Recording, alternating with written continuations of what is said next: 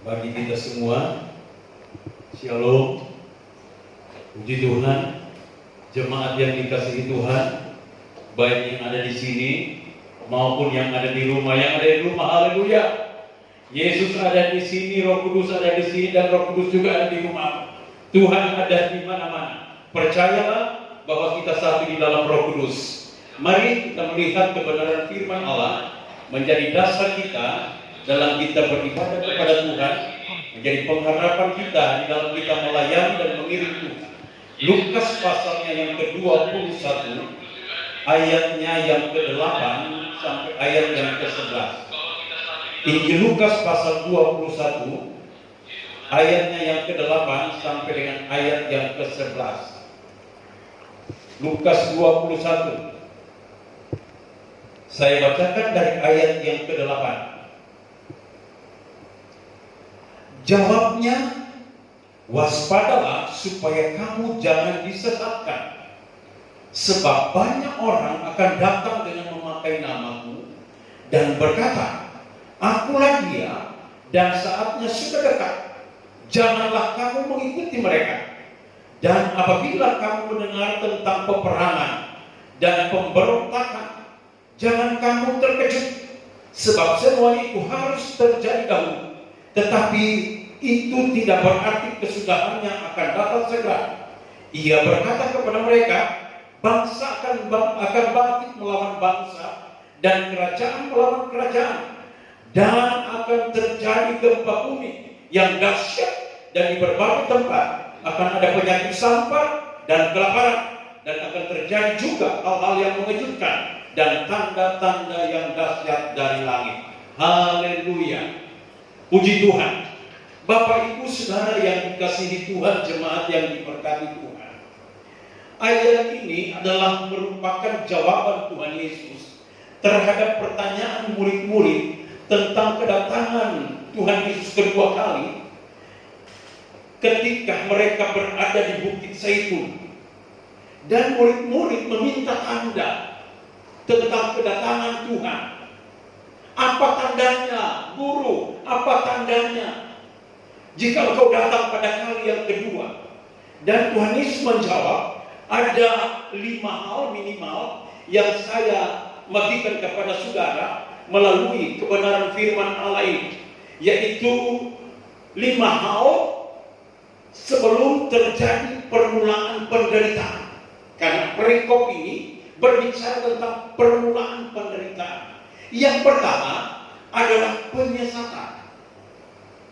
Penyesatan atau yang kita kenal dengan Mesias palsu.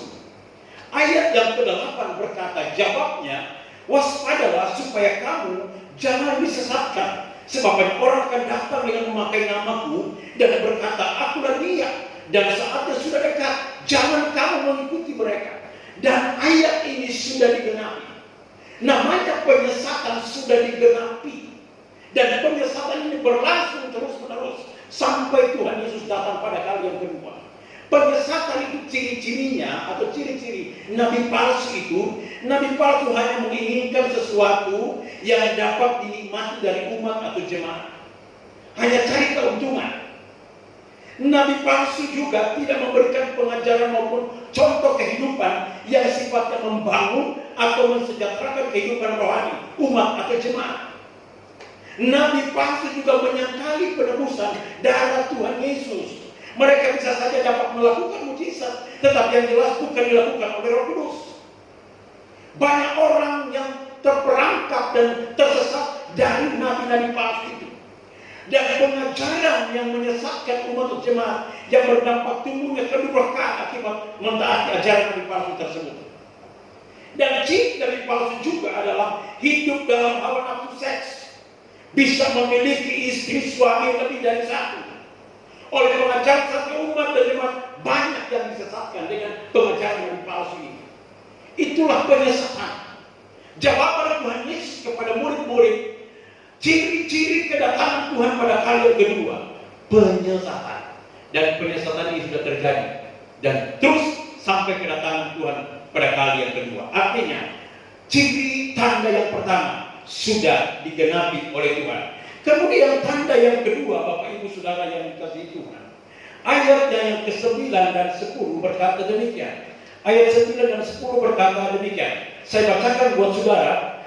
Dan apabila kamu mendengar tentang peperangan dan pemberontakan, janganlah kamu terkejut, sebab semuanya itu harus terjadi dahulu. Tetapi itu tidak berarti kesudahnya akan datang. Ia berkata kepada mereka, bangsa akan bangkit melawan bangsa dan kerajaan melawan kerajaan. Dan ayat ini berbicara tentang perang dan pemberontakan serta perang antar suku. Hal ini pun sudah digenapi. Artinya kedatangan Tuhan, poin yang pertama penyesatan sudah digenapi, poin yang kedua perang dan pemberontakan pun sudah digenapi. Kalau saudara flashback ke belakang, melihat keadaan perang dunia pertama tahun 1918, ada 170 ribu tentara Rusia meninggal, 220 tentara Jerman tewas, ratusan ribu jiwa masyarakat sipil tewas dalam perang dunia pertama. Perang dunia kedua tahun 1939-1945, pada tanggal 16 Agustus 1945, Enola Gay bomber B-29 yang dipiloti oleh Kolonel Paul Tipex ini melepaskan satu bom atom dikenal sebutan dengan Little Boy di kota Hiroshima, Jepang, yang dengan cepat menghancurkan kota tersebut dan menewaskan 80 ribu warga sipil tewas. Ini perang, dan perang terus berkecamuk. Kemudian juga saudara, perang dunia ketiga kapan? Apakah itu dinamakan dengan perang Gog dan Magog? Ini belum dikenal. Kemudian endingnya adalah perang Armageddon yang terakhir. Endingnya, artinya perang terus berkecamuk, dan ini pun sudah dikenal. Tanda-tanda kedatangan Tuhan sudah digenapi dan semakin digenapi. Yang tanda yang ketiga, sementara digenapi juga, adalah ayat 11 bagian A. Di situ ditulis berkata demikian, dan akan terjadi gempa bumi yang dahsyat di berbagai tempat. Tanda yang ketiga, permulaan penderitaan adalah gempa bumi yang dahsyat di berbagai tempat. Kami punya data, frekuensi gempa bumi semakin hari semakin meningkat. Kami memulai data sebagai berikut. Tahun 1500 itu hanya terjadi 120 kali gempa. Tahun 1800 kali gempa. Tahun 2000 itu terjadi 30.000 kali gempa. Tahun 2001 sampai dengan tahun 2020 hampir setiap hari terjadi gempa. Ini artinya tanda kedatangan Tuhan, yaitu gempa bumi yang dahsyat di berbagai tempat sudah terjadi dan semakin digenapi. Bukankah kita dikagetkan dengan peristiwa gempa bumi dan tsunami Aceh? Tanggal 26 Desember 2004 terjadi gempa bumi dan tsunami Aceh dengan gelombang tsunami 20 meter di Aceh dengan kekuatan 9,3 skala Richter. Terjadi pukul 7.58, terletak 150 km barat Aceh dengan kedalaman 10 km dan menelan korban 300 jiwa meninggal dunia. Kemudian juga gempa bumi yang terjadi di Jogja, gempa bumi yang terjadi di Lombok, gempa bumi yang terjadi di Palu, gempa bumi yang terjadi di Jepang, dan sebagainya. Dan gempa bumi ini juga akan berakhir pada pembukaan meterai ke-6, yaitu gempa bumi yang paling dahsyat. Meterai ke-6, 6-17, maka aku melihat ketika anak domba itu membuka meterai ke-6, sesungguhnya terjadi gempa bumi yang dahsyat, dan matahari menjadi hitam bagaikan karung beratung, dan bulan menjadi merah seluruhnya bagaikan darah. Gempa bumi terus terjadi, dan puncaknya pembukaan meterai yang ke-6. Yang keempat, tanda yang keempat, penyakit sampar, wabah atau virus atau pandemi yang kita kenal hari-hari ini. Ayat 11 bagian B berkata, akan ada penyakit sampar. Ini pun sementara digenapi. Kita mengenal yang namanya virus flu burung, avian influenza. adalah penyakit berbahaya kategori 1. Ya, menyerang unggas dan manusia. Virus ini disebut dengan H5N1. Virus flu babi, swine flu. Ya, ini pada tahun 2010 sudah mengakibatkan 15.921 meninggal dunia akibat virus dikenal H1N1. Virus Ebola. Badan Kesehatan Dunia WHO pada tanggal 18 Agustus 2012 mengumumkan bahwa Ebola telah menjadi ancaman kesehatan internasional. Dan WHO tanggal 8 Februari 2012 berjumlah 22.904 orang terinfeksi dan meninggal 9.177 jiwa. Semakin digenapi penyakit sampar, wabah, epidemi virus yang sedang merajalela, virus HIV, AIDS, sampai hari ini belum ada obatnya. Dan wabah ini menjalar seperti api dalam sekam, tidak nampak tetapi terus merebak dengan dahsyatnya. Data WHO mengatakan pada tahun 1980 sampai 2012 virus ini sudah menginfeksi 75 juta jiwa di seluruh dunia. Bayangkan, 75 juta orang telah terinfeksi dengan HIV. Dan virus ini tidak berhenti. Sedangkan jumlah penderita AIDS di Indonesia September 2014 sudah mencapai 296 orang. Kemudian ada virus yang namanya virus SARS dan MERS. Terulang lagi hari ini virus corona COVID-19 sedang digenapi dan seluruh dunia mengalami ketakutan. Jumlah negara yang terpapar COVID-19 adalah 193 negara. Dalam surat kabar Tirto 14 April 2020 kemarin, jumlah kasus positif corona COVID-19 di seluruh dunia itu 1.099.389 orang.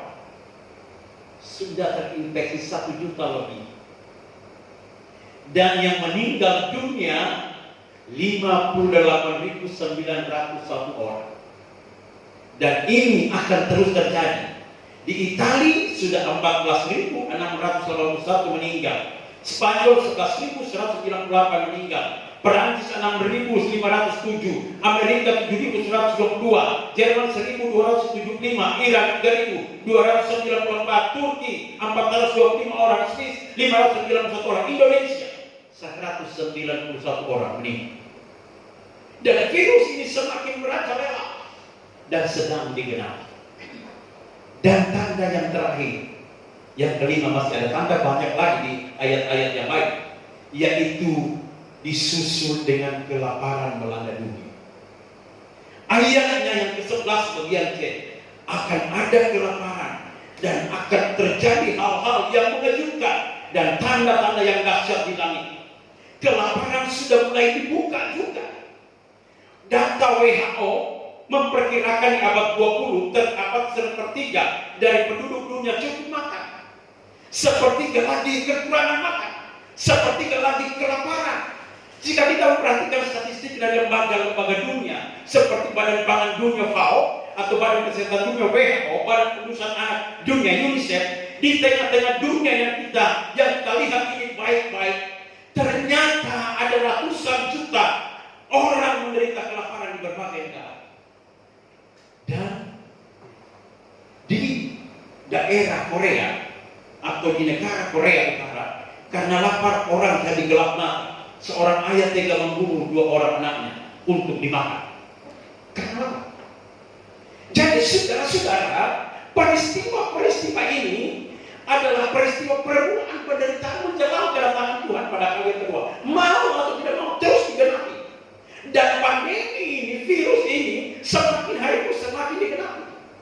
Coba kita perhatikan di slide ini, di gambar ini, saudara-saudara. Tolong gambarnya.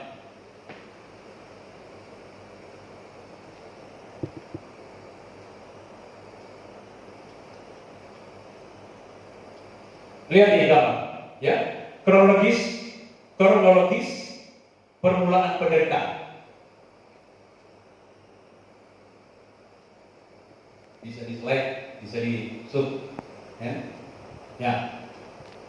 Meterai pertama sudah dibuka, meterai kedua sudah dibuka, ketiga sudah dibuka, keempat sedang dibuka, dan masuk pada meterai kelima. Tidak lama lagi pembukaan meterai keenam yang dahsyat gempa bumi yang sangat dahsyat terjadi. Baru di antara meterai 6 dan 7 akan terjadi yang namanya pemeteraian gereja sempurna. Ketika kita sudah dimeteraikan, baru terjadi pembukaan meterai ke-7, penipuan sangkakala pertama 2, 3, 4, dan 5 dan 6, atau pencurahan 7 cawan muka Allah 1, 2, 3, 4, dan 5, 7, 6. Tetapi gereja sempurna tidak akan mengalami dampak pembukaan meterai ke-7, peniupan 7 sangkakala, dan pencurahan 7 cawan. Karena apa? Sudah dimeteraikan. Kalau hari ini kita belum dimeteraikan, maka jangan heran ada anak-anak Tuhan yang mengalami dampak dari pembukaan meterai dengan pembukaan meterai yang lain. Artinya Bapak Ibu Saudara yang dikasihi Tuhan, semakin hari menjelang kedatangan Tuhan pada kali yang kedua, tanda-tanda ini semakin nyata dan semakin dikenal. Tetapi saudara-saudara, apa yang harus kita perbuat dalam menghadapi peristiwa-peristiwa yang mengerikan di permulaan penderitaan? Saya ingin memberikan solusi kepada kita semua. Yang pertama, yang harus kita lakukan, jangan takut. Sebab Tuhan menyertai kita itu dengan sempurna. Jangan takut karena Allah yang kita percayai namanya Yesus, penyertaannya sempurna bagi kita. Dalam Yesaya 41 ayat 10, jangan takut sebab aku menyertai engkau. Jangan bimbang sebab aku ini Allahmu. Aku akan meneguhkan, bahkan akan menolong engkau. Aku akan memegang engkau dengan tangan kananku dan membawa kepada kemenangan. Untuk menyikapi hal-hal ini, permulaan penderitaan ini, yang pertama yang harus kita lakukan, tidak boleh takut. Karena Tuhan yang kita sama dalam nama Yesus menyertai kita sempurna adanya. Bisa berkata amin.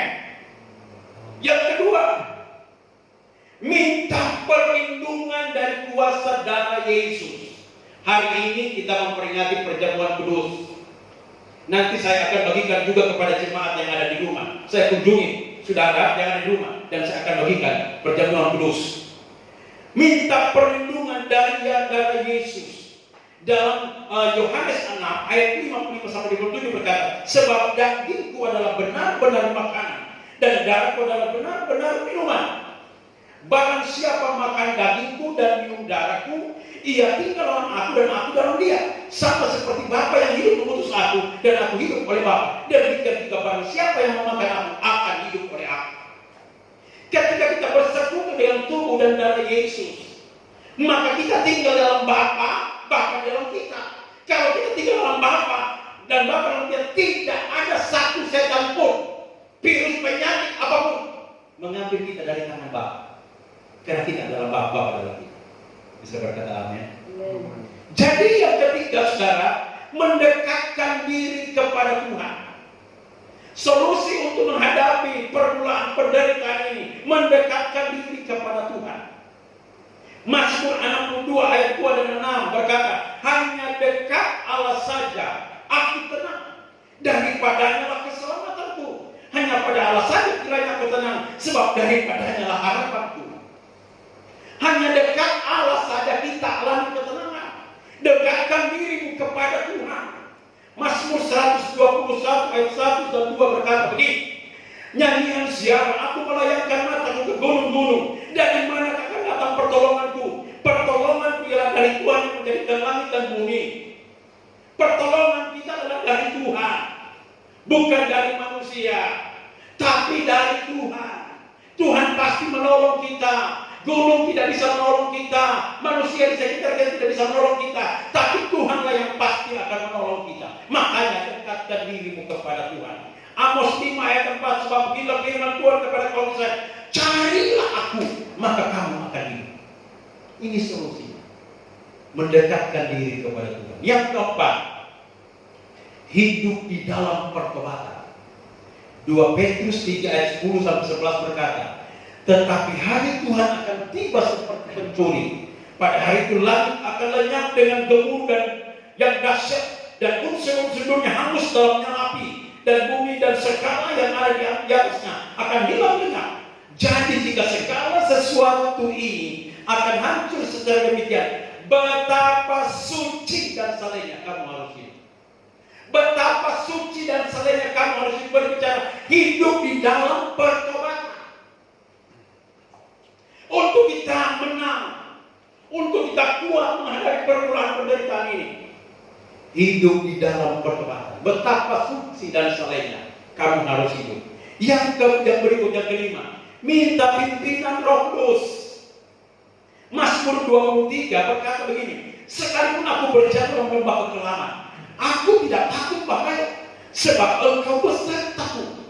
Gadamu dan tongkatmu itulah yang menghibur aku. Gadamu dan tongkatmu berbicara kuasa Roh Kudus. Gada Tuhan, tongkat Tuhan, kuasa Tuhan akan menghibur kita, akan menolong kita, akan memimpin kita. Yohanes 14:16, aku akan minta kepada Bapa, dan Dia akan memberikan kepadamu seorang penolong yang lain, supaya menyertai kamu selama-lamanya, yaitu Roh kebenaran. Roh Kudus akan menolong kita, memimpin kita, dijauhkan dari segala malapetaka, di permulaan penderitaan ini. Dan yang berikut, berdoa mohon perlindungan Tuhan. Mazmur 191 yang sering kita baca. Di sana dikatakan ayatnya yang keempat dan 6, dengan kepak sayapnya Ia akan melindungi engkau. Di bawah sayapnya engkau akan berlindung ke sendirian perisai dan pagar tembok. Engkau tidak usah takut terhadap kedahsyatan malam, terhadap panah yang terbang di waktu siang, terhadap penyakit hampa yang berjalan gelap, terhadap penyakit menular yang mengamuk di waktu petang. Minta, berdoa, minta, mohon perlindungan Tuhan. Orang yang suka berdoa, suka minta perlindungan Tuhan, memohon perlindungan Tuhan, saya percaya Tuhan pagari dia seperti pagar tembok. Tidak ada malapetaka yang menimpa, tidak ada tulah yang mendekat kepadanya, tetapi dia dipelihara, dilindungi Tuhan dengan kepak sayap. Yang terakhir, solusi yang terakhir untuk menghadapi permulaan penderitaan dengan 5 poin tadi yang akan terjadi di dunia ini. Berseru selalu memanggil nama Yesus.